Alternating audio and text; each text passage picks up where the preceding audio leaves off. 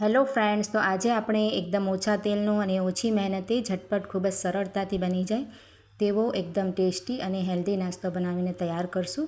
બનાવવાનું ખૂબ જ સરળ છે અને ખાવામાં ખૂબ જ ટેસ્ટી અને એકદમ ક્રિસ્પી બનીને રેડી થાય છે. તમે તેને સાંજ સવારના નાસ્તા માટે કે પછી બાળકોને ટિફિન આપવા માટે પણ ઝટપટ બનાવીને રેડી કરી શકો છો. તેનો ટેક્સચર પણ ખૂબ જ સરસ આવ્યો છે, ઉપરથી ક્રિસ્પી અને અંદરથી સોફ્ટ એવા બનીને રેડી થાય છે. તો ચાલો બનાવવાનું શરૂ કરીએ.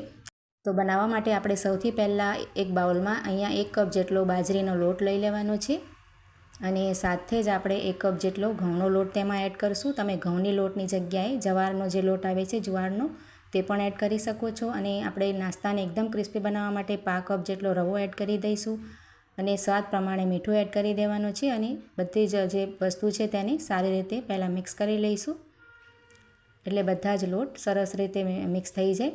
અને ત્યાર પછી આપણે એમાં 5 ચમચી જેટલો અજમો એડ કરી દઈશું, અડધી ચમચી જેટલું જીરું એડ કરી દઈશું અને 5 ચમચી હળદર, 1 ચમચી જેટલું લાલ મરચું પાવડર, 1 ચમચી ધાણા જીરું પાવડર, 5 ચમચી જેટલો ગરમ મસાલો અને 5 ચમચી ચીલી ફ્લેક્સ એડ કરીશું. અને ત્યાર પછી આપણે અહીંયા બધી જ વસ્તુને મસાલાને સારી રીતે મિક્સ કરી લઈશું લોટમાં. તો અહીંયા આપણે લોટમાં મસાલાને સારી રીતે મિક્સ કરી લીધા છે. ત્યાર પછી 1.5 ચમચી જેટલા આપણે સફેદ તલ એડ કરી દઈશું. તલ નાખવાથી નાસ્તો ખૂબ જ ટેસ્ટી અને હેલ્ધી બને છે. અને હવે આપણે તેમાં શાકભાજી ઉમેરી દેવાના છે. તો અહીંયા અડધા કપ જેટલી ખમણેલી ગાજર, ઝીણું સમારેલું કેપ્સિકમ, ઝીણા સમારેલા આદુ અને લીલા મરચાં અને ઝીણી સમારેલી ડુંગળી એડ કરી દઈશું. તમે ડુંગળીની જગ્યાએ કોબી પણ એડ કરી શકો છો. અને ત્યાર પછી અડધા કપ જેટલું ખમણેલું પનીર આપણે તેમાં એડ કરી દઈશું. અને ત્યાર પછી અહીંયા મેં થોડાક ફુદીનાના પાન અને ઝીણા સમારેલા ધાણા બંને મિક્સમાં લઈ લીધા છે, સમારીને ઝીણા તે આપણે એડ કરી દીધા છે. 1 ચમચી જેટલી કસૂરી મેથી એડ કરીને ત્યાર પછી 1 કપ જેટલું પાણી તેમાં ઉમેરી દઈશું અને બધી જ વસ્તુને સારી રીતે મિક્સ કરી લઈશું. બધાય શાકભાજી આપણે તેમાં સરસ મિક્સ કરી લેવાના છે. તો અહીંયા તમારી પાસે કોઈ શાકભાજી ના હોય તો તમે સ્કીપ કરી શકો છો અને શાકભાજી બીજા પણ એડ કરી શકો છો. તો બાળકોને આ રીતે બધા શાકભાજી એડ કરીને આપણે આ નાસ્તો ખવડાવી શકાય છે.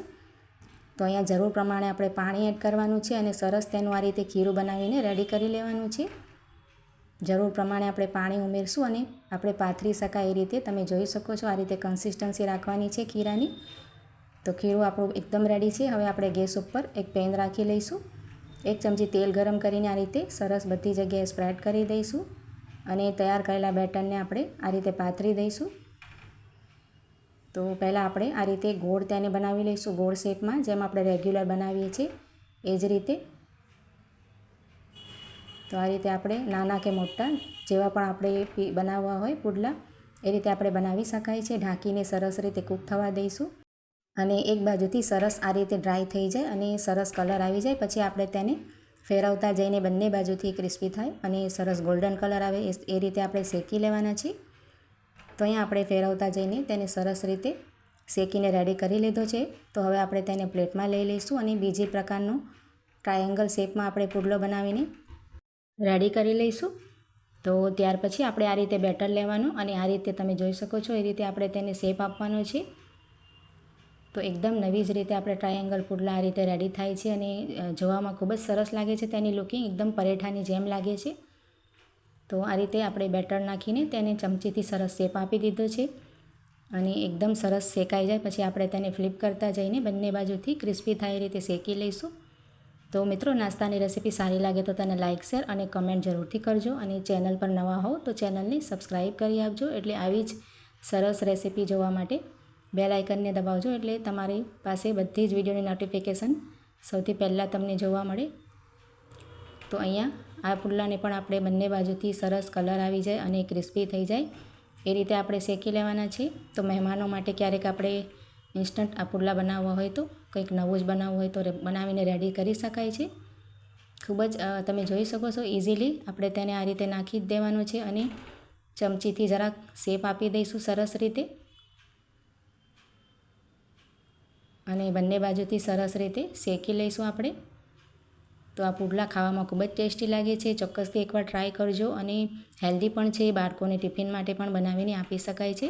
પહેલેથી આપણે બેટર ફ્રીજમાં બનાવીને પણ રાખી શકાય છે એટલે સવારે નાસ્તા માટે ખૂબ જ સરળતાથી બની જાય છે. તો આ જ રીતે આપણે અહીંયા પુડલા બનાવીને રેડી કરી લીધા છે. ખૂબ જ ઉપરથી તેની લુકિંગ સરસ આવે છે અને ખાવામાં પણ ખૂબ જ ટેસ્ટી બને છે. ઉપરથી ક્રિસ્પી અને અંદરથી સોફ્ટ એવા પુડલા આપણા બનીને બિલકુલ રેડી થઈ ગયા છે.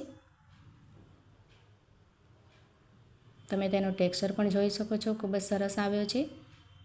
તો આપણે તેને સોસ સાથે કે પછી આપણે ગ્રીન ચટણી સાથે પણ ખૂબ જ સરસ લાગે છે. તો રેસીપી સારી લાગે તો તમારા ફ્રેન્ડ્સ અને ફેમિલી સાથે શેર કરજો અને કમેન્ટ જરૂરથી કરજો ફ્રેન્ડ્સ. તો ચાલો મળીએ નવા વિડીયોમાં.